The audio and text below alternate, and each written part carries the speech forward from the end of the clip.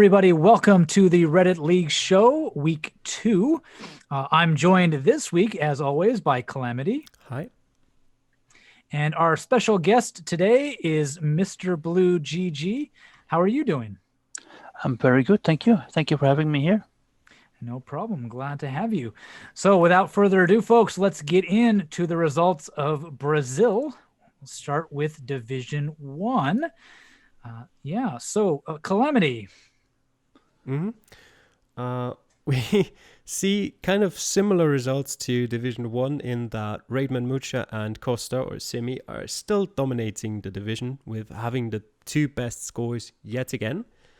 And Schludi remains the only newcomer picking up wins with a decent performance, but Kevin Kroner also got his first point of the season by having the third highest score in the division and getting an extra point for that.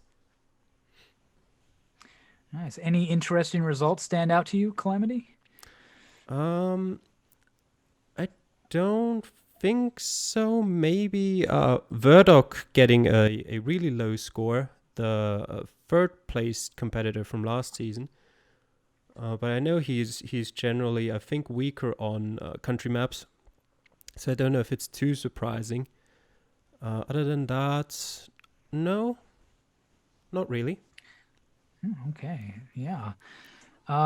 Mr. Blue, and your thoughts about how I was also Division very 1 played surprised out? by the score from Murdoch because I think that he is quite a good player. So I'm very surprised to see that he only scores 9,000 points. But Brazil might not be his thing. That could be the case, of course. I was very impressed by Kevin Kroner giving Simi such a competition.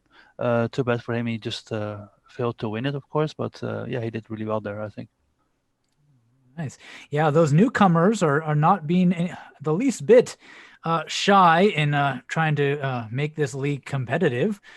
That's very nice. Yeah, I think we were a little bit worried about them at the start of the season, how they would do jumping all the way into the top division. But they're definitely holding their own against some of the more seasoned players. So let's see how those results transfer into the table for Division 1. You can see Geography Challenges is now up to the top of the table on score differential, but Schludi also there with 2 wins. Quite a few people have been kind of splitting the difference in the middle of the pack there, including some big names like Simi or Kostar and Maguiron. But yeah, some points even for those few players who haven't quite got a win yet, like Calamity said, Kevin Kroner and Chicago Drive for picking up points for their overall scores this week. Yeah. So far, Mr. Blue, how does the table look to be shaping up to you? What I can see here is that indeed, Geography Challenges was expected to be doing quite well. We can see, of course, that some people are still a little bit behind, but that's also because they've been playing each other. So I definitely think that within the next couple of weeks, things will be having a bit of a difference here. Like we can see more diversity within the rankings. Very nice. Okay, and let us take a look at the matches for week 3 in Division 1. The map for all the divisions, as always, will be a rural world. For next week, our first world map. So Calamity, what do you think about next week's matchups? Yeah, just to talk quickly about the map itself and the change up from going to national maps to a world map. Because if you didn't know, the preseason legs were all on world maps. So it'll be interesting to see whether the newcomers who did so well on the world maps to even get into Division 1 in the first place can now improve their game now that they're in familiar territory. The matchups themselves, I think very interesting is the French derby between Verdok and Compilou, because they both haven't picked up a point yet. So that will be an important game for the both of them. The high-profile matchups we've got here are, of course, Equinox versus Raidman Mucha, who have the second and the third highest total score so far. And Simi, who's performed the best so far, but only sits in, I think it was 4th or 5th place against Geography Challenges, the current leader. Nice. So, Mr. Blue, anything you're looking forward to seeing? Yeah, I'm really looking forward to the Geography Challenges against Simi matchup. I think that's going to be a very good game. Kevin Croner against Chicago is going to be interesting because they are going to fight for their first win. So that's going to be very interesting to me. And I think that Schludi is high in the league, but he is not going to have a very easy game against Magellan, to be honest. Yeah, when Chicago Geographer takes on Kevin Croner, somebody has to be the victor, so somebody will get their first win also be a points draw. of the season. Oh, that's right. It can also be a draw. Excuse me. Yes, it can be a draw. I forget. But there will be first points for them, yeah. Well, actually, Yeah, Kevin Croner already has 1 point, but yeah. I think that they both have a point on overall score. Both but of them, we'll yeah. see if they can pick up an actual match point on that. Very nice. Okay, let's head on into Division 2 and take a look at those results from Week 2. Mr. Blue, anything that really stands out to you here? Well, first of all, I was very happy to win my game because when I was playing the seed, I was actually not very happy with my score. And I was really worried that actually most people would gone over it. And when I see my score right now in comparison to the others, I'm like, okay, well, actually, I did really well there. So I'm very happy to see that. Other than that, I can see like a really nice competition there between Radox and RC, which was very interesting. To witness there. Calamity. Yeah, it seemed to be a really tough seed for most of the competitors in general, with just over 15,000 as an average score. And Radox put in a really good performance against Radu, but still wasn't enough to pick up his first win, but at least he'll get a bonus point for being third in the division. And the newly promoted players are still struggling here with Slovak Goalie, Ice Taro, and Seppo all picking up losses this week, while the newcomers to the league itself are performing much better, with Mr. Blue and Skarmory picking up wins, and was it one more? Oh yeah, Benica. But yeah, battle between the newcomers, can't both be picking up wins there. Yeah, it seems like throughout the divisions, these newcomers are definitely fitting right in with the more seasoned players from season 1. Right, so let's see how that what that means for the table in Division 2. As you can see, Tesco Tack is still at the top of the table. I believe he was last week as well. And that score differential is really racking up there. But Mr. Blue, you are not far behind. But what's really interesting to notice about this table compared to Division 1 is it's almost been a feast or famine kind of situation after the first 2 weeks.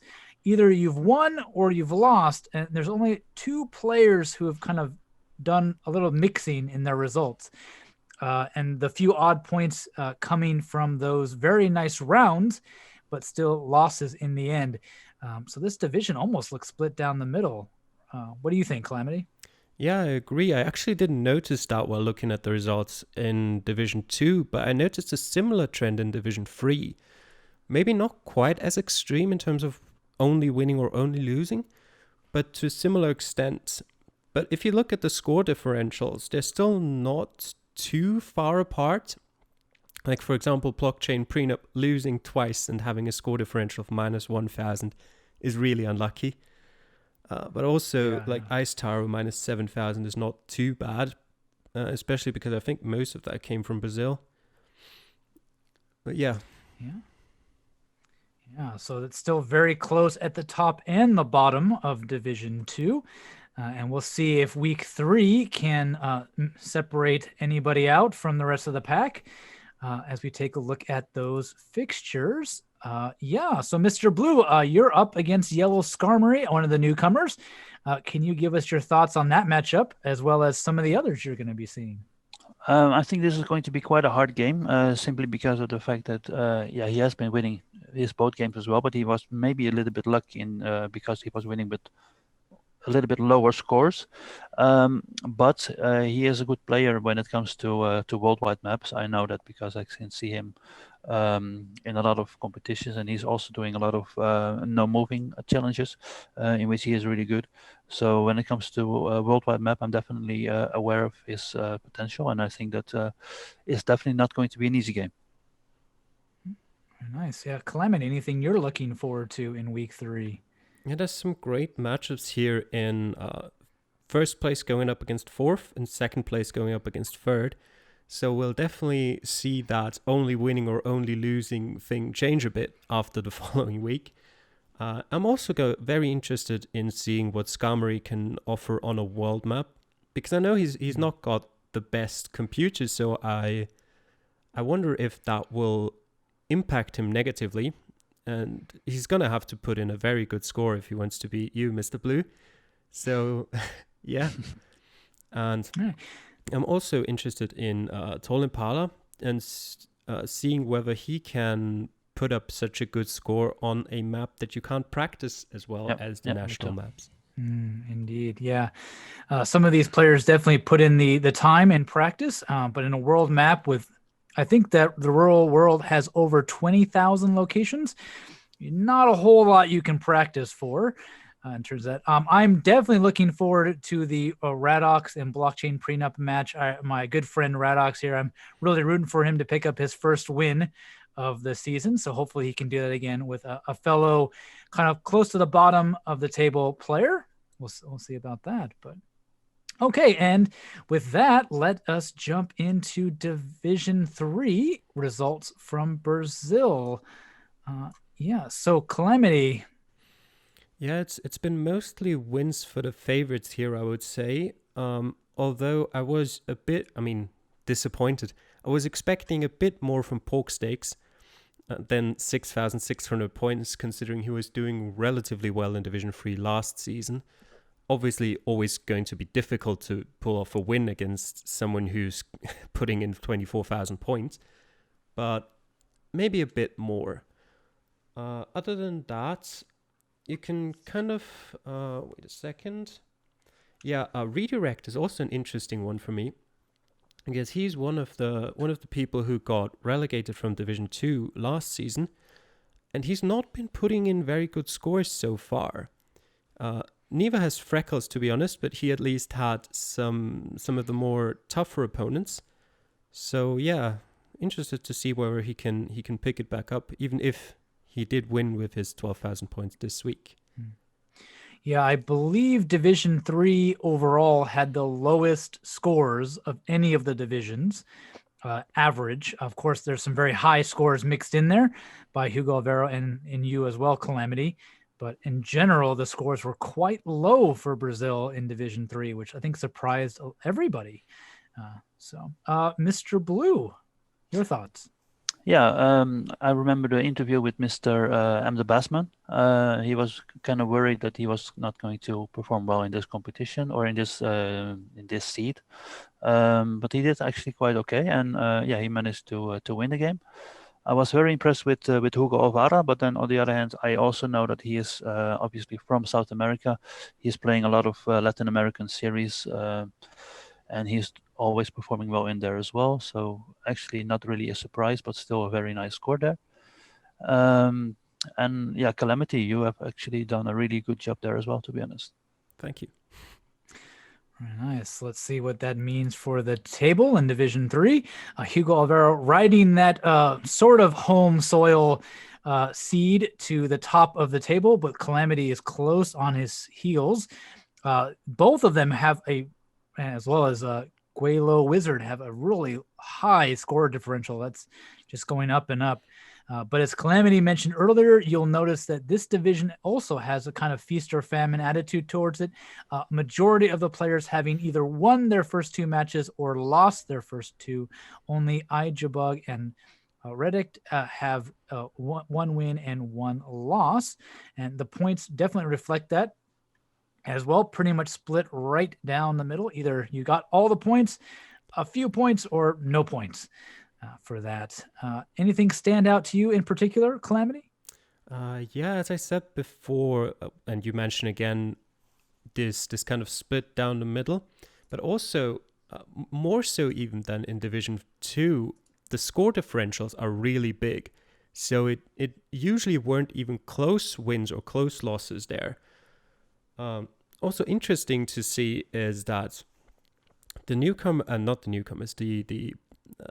promoted players are struggling a lot here. Not one of the three has picked up a point yet. That will change next week. We'll get to that shortly. But yeah.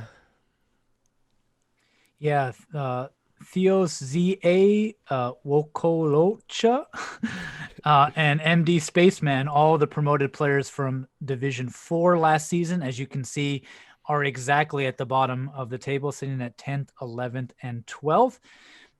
While the relegated players from Division 2 are kind of living up to expectations for the most part. They are holding the kind of the top end of the division. Apart from Dem Freckles, though, he has gotten 2 points, but not a win yet. But hopefully that will change going into week 3 as we take a look at those fixtures.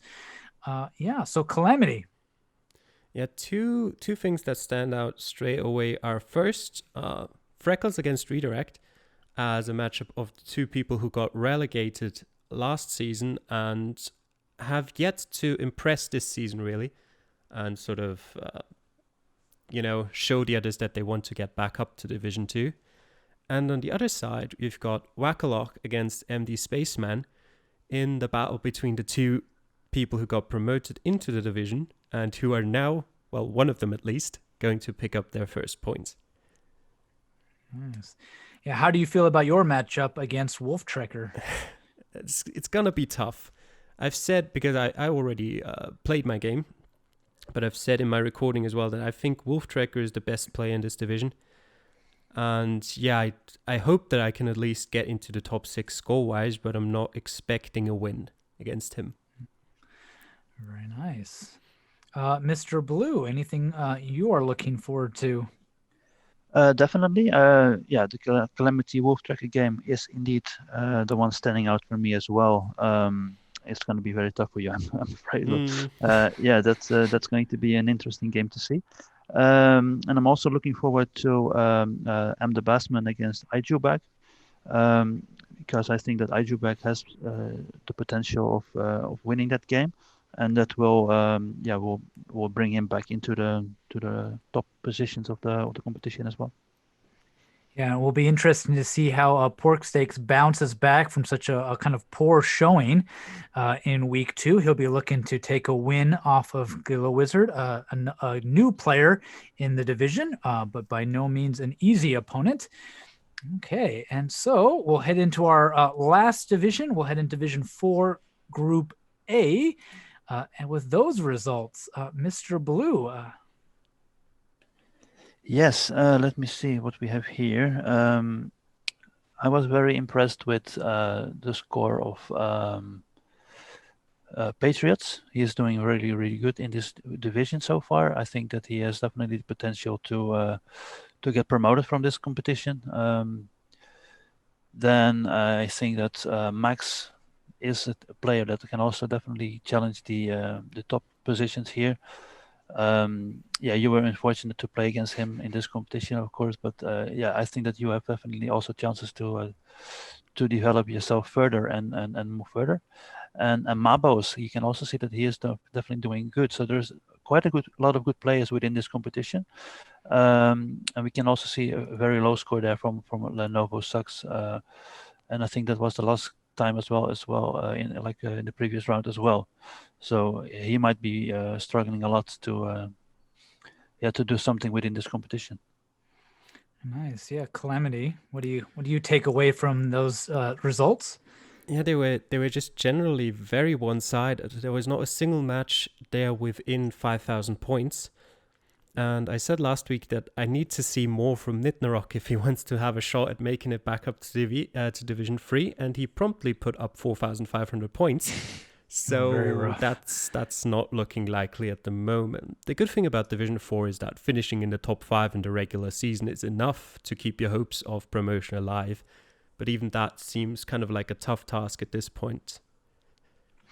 Indeed. Yeah. I said in my video for week 2 that going into it, I was hoping to maintain my positive score differential after the week. But unfortunately, with the very last location in the week, I did not do very well, and I lost a few more points than I wanted to. And as you'll see, as we look at this table, that I dropped just into the negative score differential there with that loss. Unfortunate. But it is worth noting that here in Division 4A, at least, and we'll take a look at B in a second, this is a very tight race, even going into week number 3. Max FI with 6 points after those 2 wins, but he is the only player with 2 wins. Patriots and Mobiles both have a draw, and everybody else having dropped at least one game. So very tight in the middle of that pack. So there's actually 6, 5, 4, 3 to separate 1 point separating each of those places all the way down. So still very close. Calamity. Yeah, I was actually kind of surprised by that division being so close, and I think it will drift further apart in the following weeks because I think there is quite a clear gap between some of these players. But yeah, it will be interesting to see whether it stays this close against what I think should probably happen. Yeah, Mr. Blue, your thoughts on Division 4A? Yeah, kind of the same thing. Like we can see that Max is a good player, but we already knew that from previous games that we have seen him performing. Other than that, the competition looks very tight. But I think indeed in the next couple of weeks, yeah, some changes will happen, and we will definitely be able to see some differences within this competition. Nice. Yeah, you can see in that table, though, Malbo is very unlucky. 18,000 score differential, but yet sitting in third place. So just kind of very rough first 2 weeks. He'll be looking to improve on that in week 3 as we take a look at those fixtures. Yeah, so Calamity, anything you're looking forward to in week 3? Yeah, compared to the other divisions like Division 1 to 3, who have all gotten relatively interesting matchups, this one seems kind of predictable. I would be surprised if the 4 winners were anyone other than Max, Marbos, Patriots, and Noisel, but the other 4, you can definitely surprise me and prove me wrong. I'll do my best. Yeah, not exactly the ideal week 3 opponent that I was hoping for, but I'll, so do a strong showing and see what I can do. Mr. Blue, do you agree with Calamity on that? I do. But I think that if you pull off the win against Patriots, then you do a very good job, and then that will definitely be a big performance for yourself towards the top of the league. So that's something that you have to aim for, I guess. And actually, the same goes for Anna and Z, because she has won her game as well in the previous round. And if she can make an upset against Max, then yeah, that would be great achievement as well. Just a slight correction there. It's a guy. It's a guy. Sorry. Yeah. Sorry. No worries. Okay. Yeah. Yeah. If I could get an upset, that would be great. Lots of hopes and fans of Japan, which not really, but are writing on me to represent that. Okay. Well, with that, let's take a look at Division 4B, the other group in Division 4, and their results from week 2. Yeah. So, Mr. Blue. Yeah, what we can see here is also one very tight game between Steven and Papagato. I think that was a very nice matchup. Other than that, we can see big differences between the scores. We can see H-Town winning big and closed as well. Some very good players in this competition as well, to be honest, comparison to what we have seen in like some of the other leagues where some people play having low scores, but here we can see very high scores within this division as well. And the competition between Ed Boris and Deep Thought was very nice as well. And I think that they are 2 very good players as well. Calamity.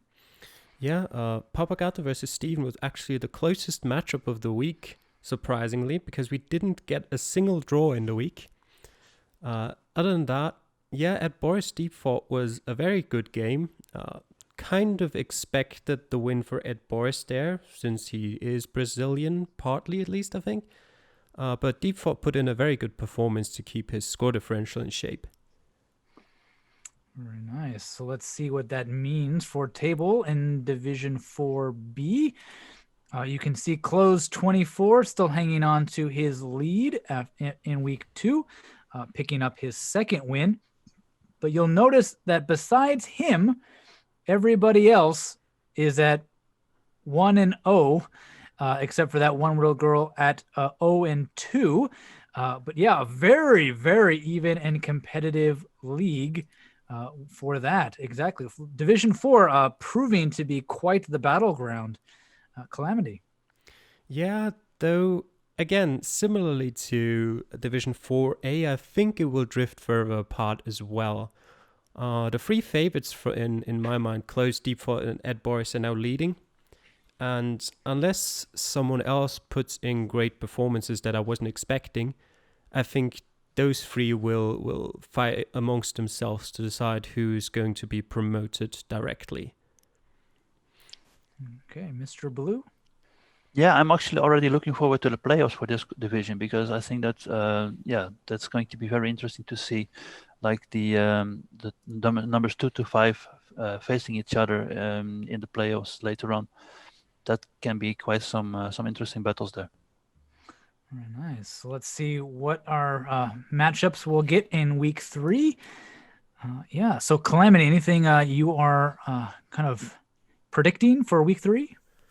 Well, as I've said before, my three favorites there, they're not facing off against each other. So I would expect all of them to get a win. H-Town versus Steven could be pretty close. I'm looking forward to that. But yeah, as Mr. Blue said before, I'm more looking forward to seeing the playoffs already, because it's gonna be very difficult to win your playoff, because there's like, I think 6 very strong players in these two divisions, and only 2 of them will get promoted directly. So those might actually be more interesting than the league season itself. Yes, indeed. And so Division 4A and 4B, the first player in the table gets an automatic promotion. The next 4 players from each group, so 8 total, I believe, go into a playoff run for the 3rd promotion place. Am I right, Calamity? Yes. Yeah, there's only 3 places for promotion, so there's 8 players battling for that last place. So that could definitely be something to look forward to in the second half of the season, is that playoff race as well as the actual playoff itself. So, yeah. I think if there's anything that might be surprising, Papagato might be able to put up some decent numbers. I think it might be hard for him to take a win against Close 24, given the first 2 weeks, but I expect him to at least, give him a run for his money there. Yeah. Okay, well, before we head on out for this week, let's take a quick look at our map a little bit more closely. Calamity, you mentioned it a little bit before, but could you speak a little bit more about A Rural World? I could, but before that, I've just got one thing to mention that I noticed while looking through the matchups for the week, and then completely forgot while we were actually talking about it here. Going back to Division 3, the matchup between Freckles and Redirect, because considering they were both Division 2 players last season, they faced each other off in that season, obviously, and the map where they faced each other off was a remote world. So it was a world map with a very similar theme to a rural world. And in that match, Freckles won with like a score differential of 9,000. So he dominated that map. So that might be interesting to see as well if he can replicate that on a similar map. Now to go back to the rural world map. It's a difficult map, I think, as you can see with the average score there being 10,000, which is very low for a world map. A lot of the locations can be very information-less. locations in the likes of like outskirts of Thailand or in the middle of nowhere in the US. So yeah, it's something different for sure to the national maps. So it'll be interesting who improves with a world map and a role one at that over yeah. let's leave it at that. No worries. Okay, Mr. Blue, your thoughts on this map? Yeah, this is indeed a very tough map. But then also you have to know that quite a lot of locations seem to be rural, but are also located quite close to villages. So you might still be able to scroll a bit further and come across a village, or you actually may end up in a village as well, which will make it easier to pinpoint, of course. So that is definitely possible. And I think that yeah, if you really do your best in knowing where in the world you might be, yeah, you do a good job already, because you get the chance to get directly a good amount of points. Whereas if you're ending up at the other side of the world, yeah, you can forget it pretty much already. Yeah. Yes, indeed. On world maps, it's a little bit more generous in its points. So some of those very harsh scores that we saw in Brazil or North Macedonia will hopefully be a little bit of the thing of the past. And moving into this one, the most interesting thing for me going into this map is that Topotic has noted that it is a map designed for non-moving games. So there are very interesting locations that you may not be able to escape from, or are actually backpack trekker locations, not the usual roads. So that'll be very interesting to see how that comes into play this week. Well, thank you all for joining us. That'll do it for me, Calamity, and Mr. Blue. We look forward to seeing you in the match commentary videos we have coming up. We have been really blessed by having at least 4 or 5 weeks to be able to cast. So we hopefully get at least that many for week 3. And we'll see you all next time. Take care. Bye. Thank you. Bye-bye.